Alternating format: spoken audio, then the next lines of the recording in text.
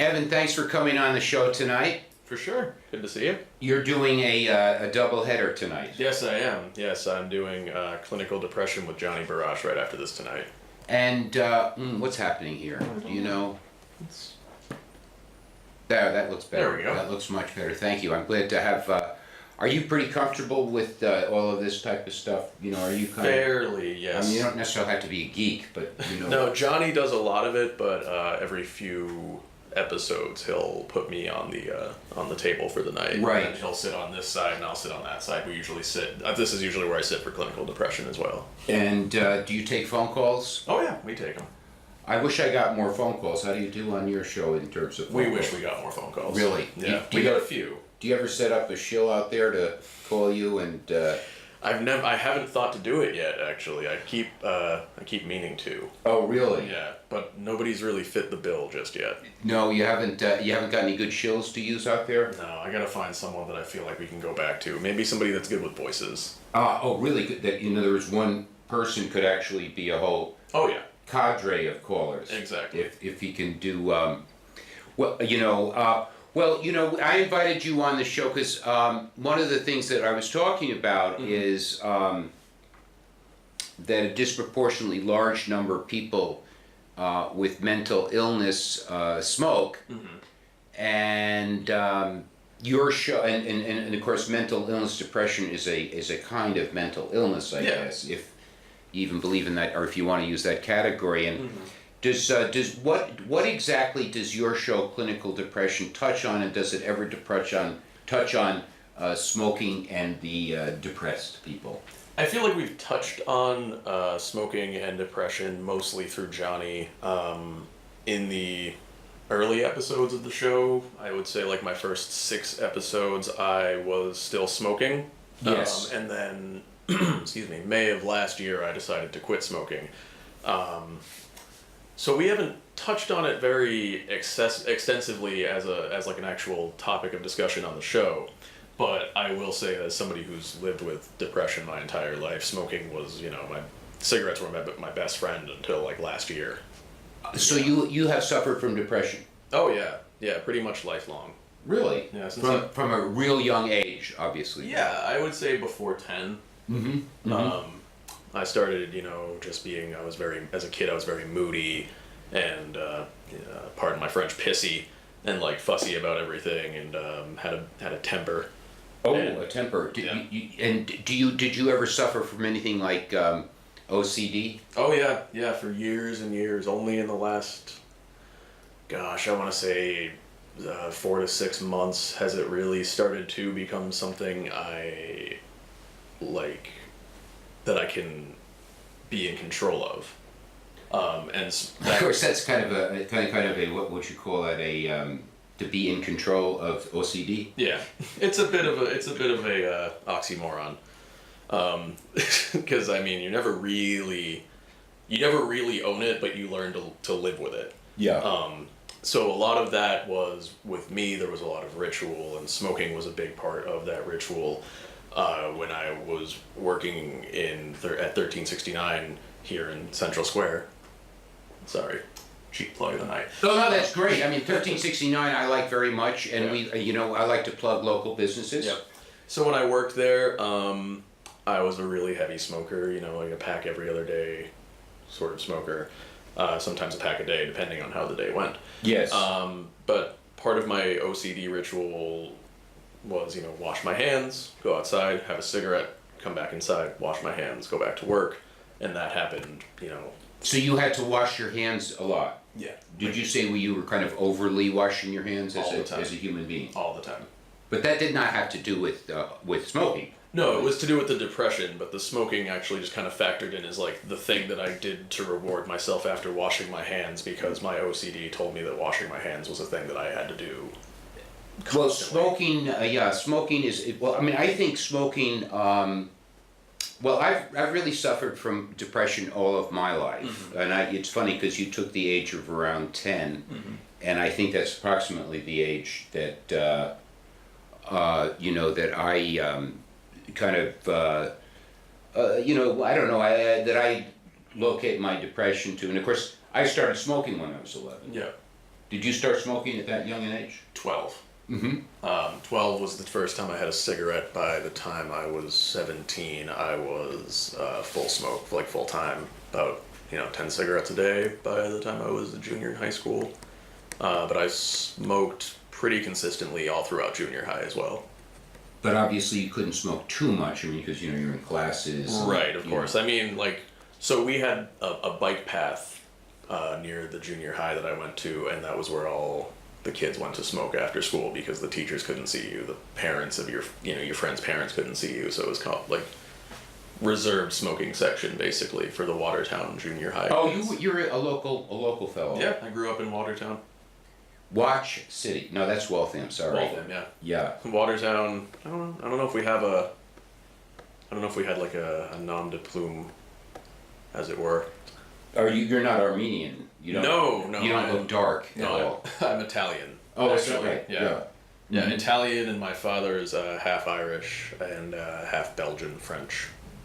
Well, you have Irish. What's that say? That you're Italian. So Italian, Irish, Belgian, a little Portuguese.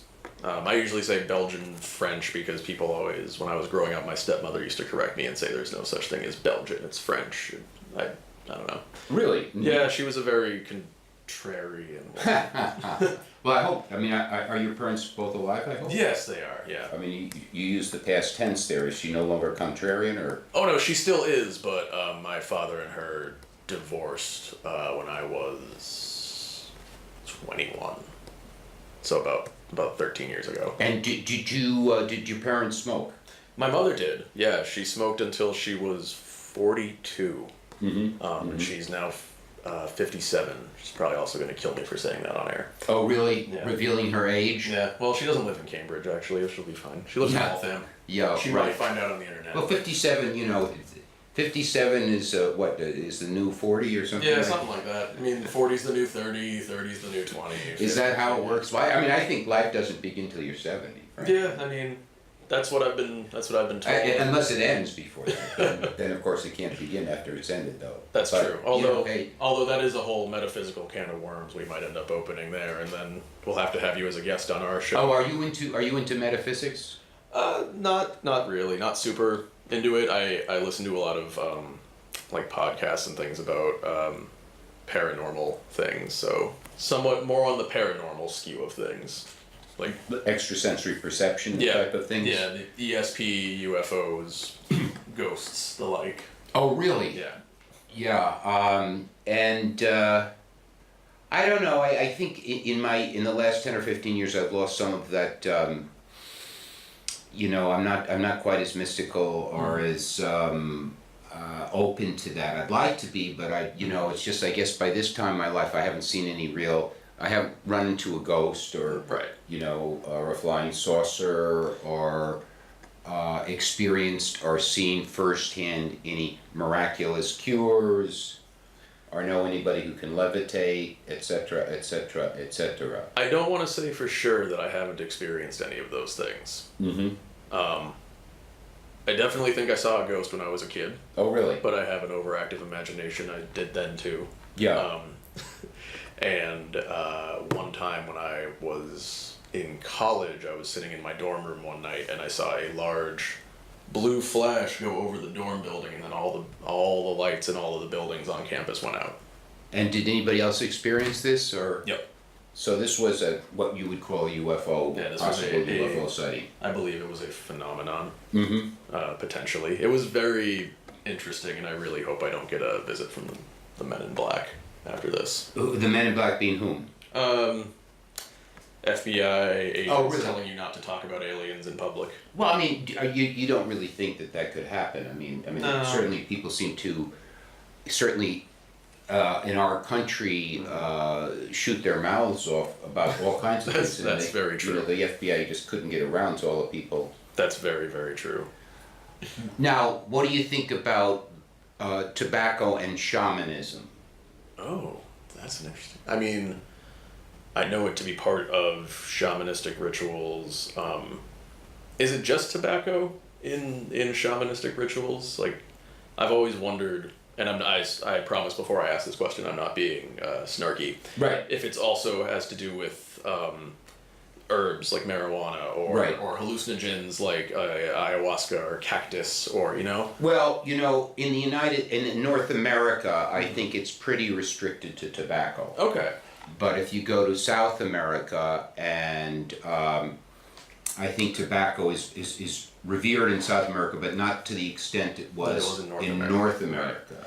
Well, for the North American ritualism, I believe, you know, obviously at the time the First Nations people, you know, having plentiful tobacco crops, that it was something of brotherhood and something of like symbolic unity to have tobacco, like smoke tobacco as part of a ritual, as part of a celebration, you know? And according to what I've read in history, tobacco was the most widely distributed crop in North America at the time of Columbus. Yes. Now, that's a history. It's not, this is not coming from the tobacco companies. This is coming from history books. Presumably, and according to a book called Tobacco and Shamanism in South America, which is Yale University Press, tobacco use in the New World goes back 8,000 years and is probably the first plant cultivated by human beings in the New World. That is really fascinating. I mean, it's like just knowing it has such a long history, you know. Right. So, one of the things that I like to point out in my tobacco activism is that, what is it? Altria or Philip Morris didn't introduce tobacco to America. I mean, it's not like these people foisted. Right. They didn't force anybody to harvest tobacco, millennia ago. Right, I think right. we got a phone call. We have a phone call. Let's hear what we got, and I'll see if I can go through this very technical. Oh, I think okay, thanks. It's good to have someone on who knows what he's doing. Thank you. Yeah. Oh, that's okay. The red button. You're on the smoking section. Hello? Oh no, we lost them. You think we lost them? Okay, well, I will be faster next time. Faster on the draw, as they say. So what made you seem like an open guy, you're open to, a little bit shamanism, etc. What made you quit smoking then, last May? Mostly, so high blood pressure runs in my family. Is that right? Yeah, and my father had it, my mother had it. My mother was a smoker. My father had it pretty badly, but he wasn't a smoker. Right. And he was always concerned about, his blood flow, his cholesterol, his blood pressure, his heart. Yeah, you name it, he was worried about it, and he was very, very, very stressed out all the time. Oh, really? I had a very high stress dad. I had a really high stress mom too. Like they both worked, demanding jobs. But I lived with my mother after my parents divorced, and then my father and my stepmother, who I mentioned before, they both lived in New Hampshire. So I picked up smoking because my mom smoked, and then, my friends were smoking, so I picked it up by stealing cigarettes from my mom's dresser and yada, yada, yada. I decided to quit, actually, when I was filming a commercial for clinical depression here in the studio last year. Yeah. I was sitting outside with Johnny having a cigarette, and I had decided that I thought it was time. I felt like this was the last one. I'd made several attempts to quit before, but I had earlier in the month had a really bad panic attack. Oh my gosh. And normally I know my panic attacks, I just breathe into a bag. Yeah. I calm down, I go on with my day. Sometimes I call it a day after that, depends on, where the sun is in the sky. This particular time I went to the hospital. One of my coworkers drove me there. I thought That's a bad panic attack. Yeah. I thought I was having a heart attack. Ha! Really? Yeah. I've heard that, yeah. I mean, I've experienced extreme anxiety where I needed to take anti-anxiety medication, but I have never had, where I thought I was physically succumbing. Right. Yeah. This was very different. So I was really scared. So I was at the hospital for only 2 hours. Actually, they took me in. They said, "You're fine. You had a panic attack." They did chest X-rays and blood tests and all this. So it was about a week after that we were doing the commercial here, and they told me I did have really high blood pressure. They put me on blood pressure medication, which I'm still on now, and I figured, I am, thanks to my parents' genetic gifts, I will probably always be fairly high strung. Yes. I will probably always have a pretty fast You don't, stress you, don't, reaction. you don't seem like a very high-strung person, but... Once I'm at work, I can be a bit of a crazy person. Yeah. I run around a lot. I do the whole, like, leave me alone, I'll do it kind of thing. So it felt like to me, at that point, it felt like either, quit being a cook or quit smoking, and I wasn't quite ready to quit being a cook. Well, I mean, the kitchens are pretty high-stress environments. Right. And restaurants are pretty high-stress environments. Oh, yeah. But then again, I mean, a lot of jobs are high-stress. Mm-hmm. That is true. Yeah. I mean, I was in the restaurant business for about 14 years. Mm-hmm. And, yeah, it was pretty high-stress. Oh, definitely. I kind of liked it. Yeah.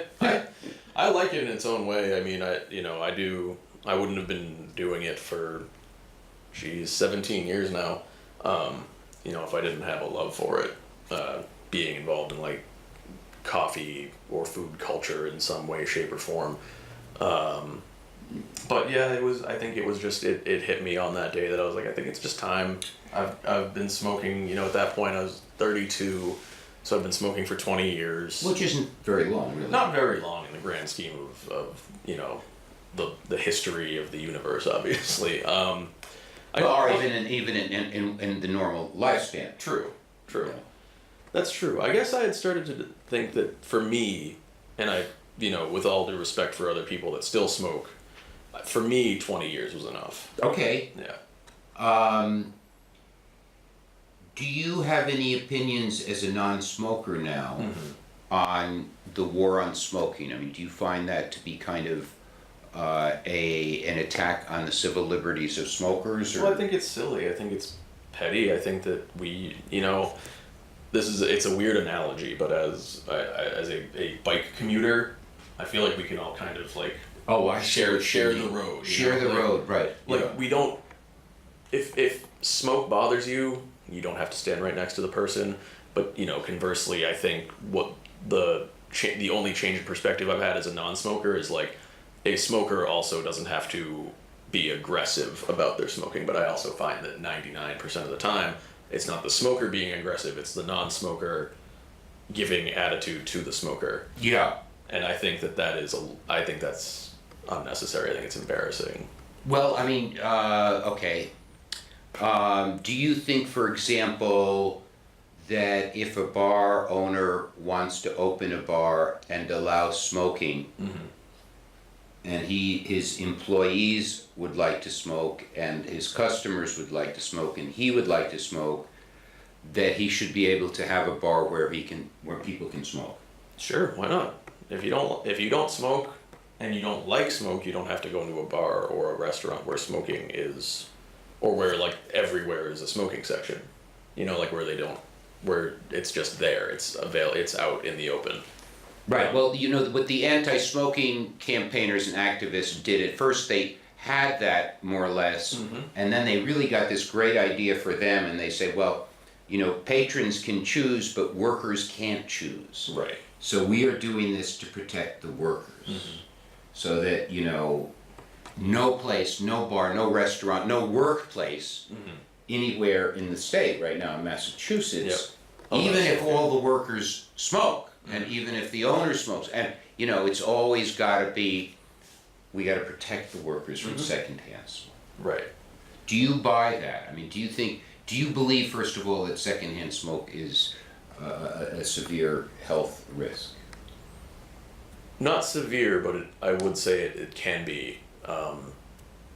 Only as a kid, I mentioned my mom was a pretty heavy smoker when I was growing up. And I spent a lot of time with her. She was a bus driver, so I was in the car with her a lot when she was off duty. And when I was like 9 or 10, I developed asthma, and I still have it. But I don't think it's as severe as it's played out on television. You mean like you drop dead if you get it? Exactly. Like With a smoke. I think that ad campaign, like more than almost entirely, it's almost all of the ad campaigns on anti-smoking are aggressive to the point of being uncomfortable. And do you think possibly there is an ulterior motive, that it's not simply we want to improve the health of the population, and we want to save money for medical costs. Do you think there's something else going on there? I mean, I'm asking purely because I don't know. I mean, I think there is, but I don't know exactly what it is. You raise an interesting point. I guess I never really thought of it, in all honesty. It seems like there might be, just because of how obnoxious they can be. Yeah, right. Well, do you know what the taxes are on a package of cigarettes in Massachusetts right now? Right now, no. Well, it's $5.50. And I mean, nothing, there is no consumer product that is taxed anywhere near that, including alcohol. Right. And, sometimes I feel, well, I feel like the 80% of Massachusetts residents who don't smoke, or actually 85%, why don't they say, hey, these tobacco taxes are too large, we should not, tax our brothers and sisters to this extent. But they don't. It's true. That is very true. Nobody, like no non-smokers, lifelong or, former smokers seem to, I guess, speak up for their friends and people they know that still smoke. And I mean, personally, it doesn't bother me. People smoke around me all the time, and I'm not tempted to have a cigarette, but I'm also not tempted to admonish people for smoking around me as a former smoker.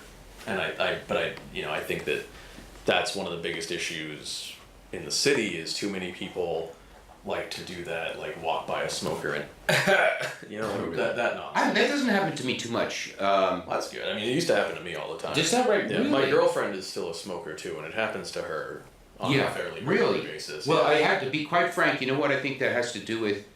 It's speculation, but first of all, I'm male. Yeah. They don't know I might be like a walking time bomb. Good point. And secondly, my gray hair gets me a little.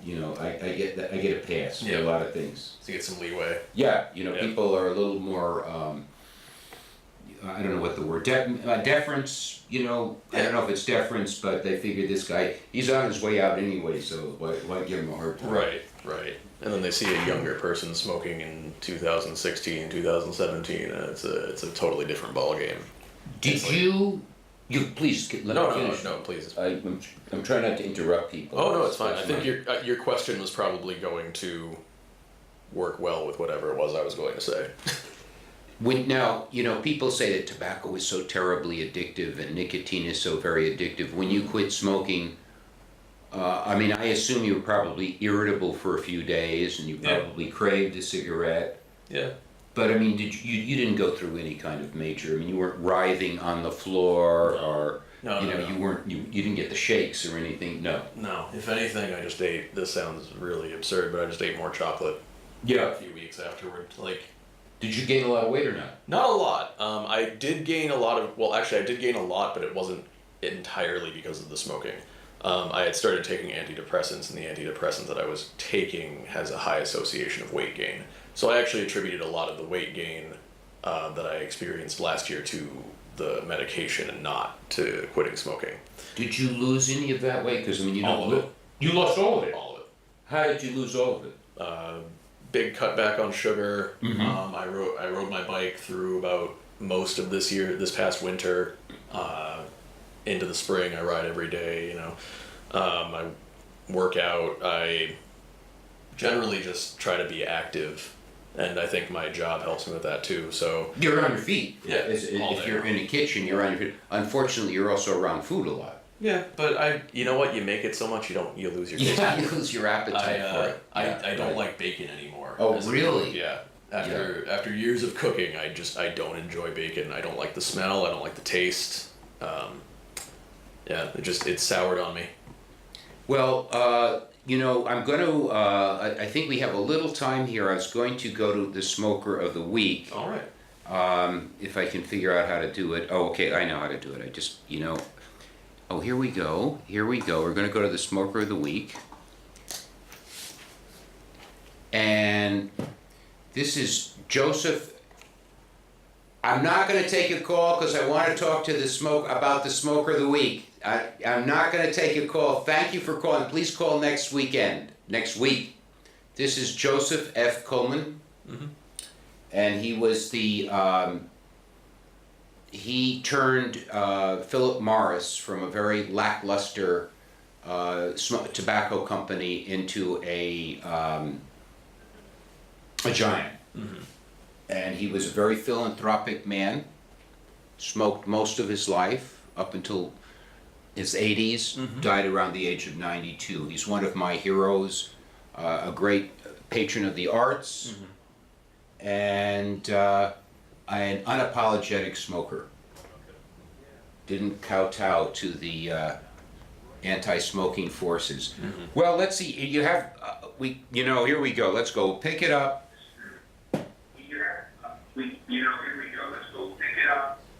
Uh-oh, are we having some kind of technical difficulty after I went through all that? Yep. Oh, you hung up on us after all that. Did he really? I don't know if that was his fault or, I usually crave calls, but I want to talk to Joseph Coleman. And, Joseph Coleman III, tobacco companies have been vilified to such an extent, I think it's disgraceful. Thank you for coming on the program, Evan. Thank you, Steve. And have a good program with Johnny. Thank you. And we'll talk more.